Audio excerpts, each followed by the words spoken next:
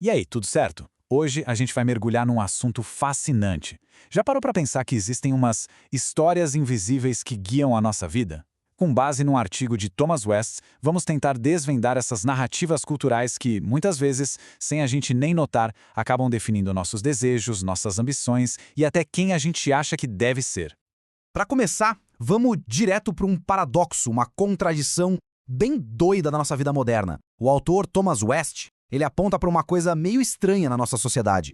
Por fora, parece que a gente nunca teve tanta coisa, mas por dentro, bom, muita gente sente que tem algo de errado. E olha, essa citação do autor pega bem no ponto. Temos mais liberdade e riqueza, contudo, nos sentimos mais ansiosos e inquietos do que nunca. É exatamente esse o grande paradoxo moderno.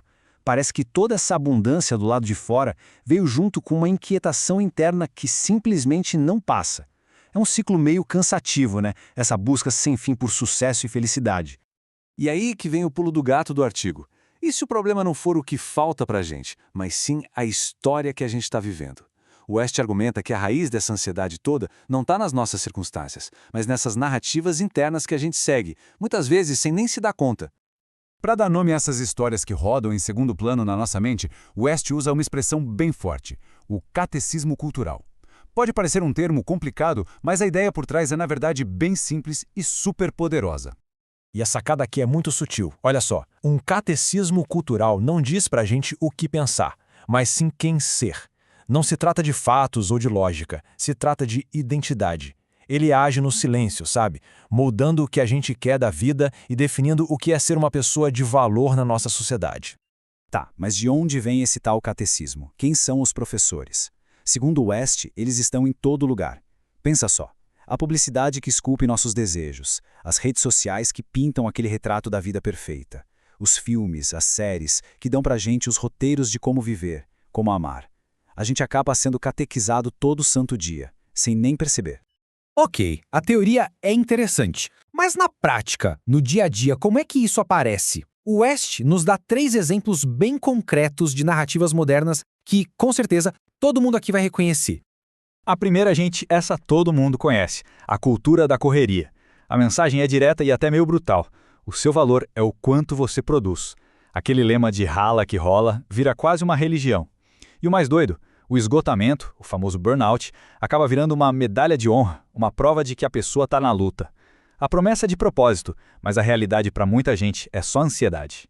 Depois, saindo da correria, a gente cai em outra narrativa poderosa: a cultura do cancelamento. O Wes enxerga isso como uma forma meio distorcida de um desejo que é legítimo, o desejo por justiça. O problema, segundo ele, é que nessa história justiça vira sinônimo de pureza ideológica. Um deslize, uma opinião diferente, e a pessoa pode ser exilada publicamente, e às vezes sem nenhuma chance de voltar. E aqui a gente consegue ver, lado a lado, o contraste gigantesco que o autor aponta. De um lado, tem a justiça do cancelamento, que ele chama de justiça sem graça, focada na punição. Uma vez que alguém é cancelado, não existe um caminho claro de volta. Do outro lado, ele apresenta a perspectiva do Evangelho.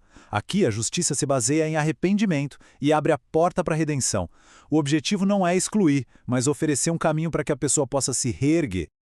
O terceiro exemplo que ele traz é um fenômeno mais recente, o das threadwives, ou esposas tradicionais. O Wes interpreta esse movimento como uma reação à confusão sobre os papéis de gênero no mundo de hoje.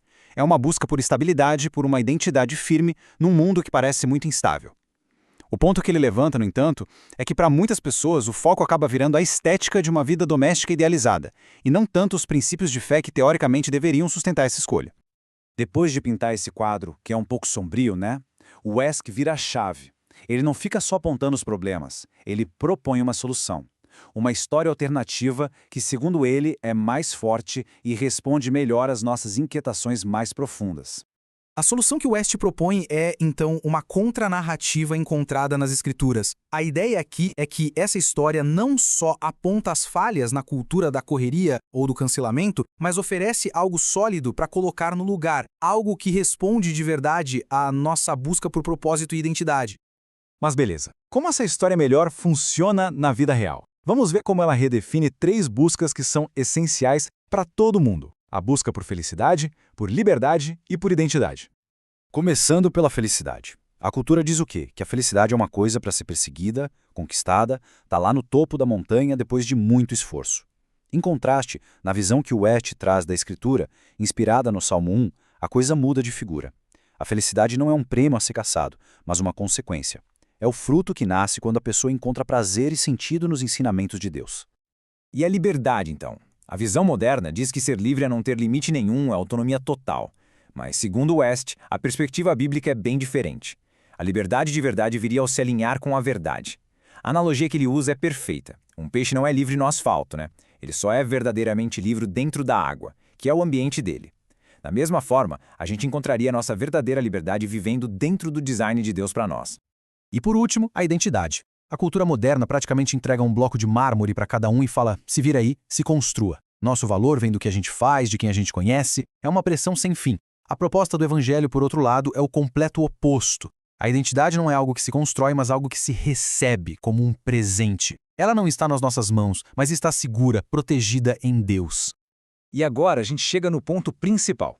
A provocação do West é para a gente trazer essa análise para dentro de casa, para o nosso dia a dia e se perguntar, afinal de contas, qual dessas histórias está me moldando de verdade?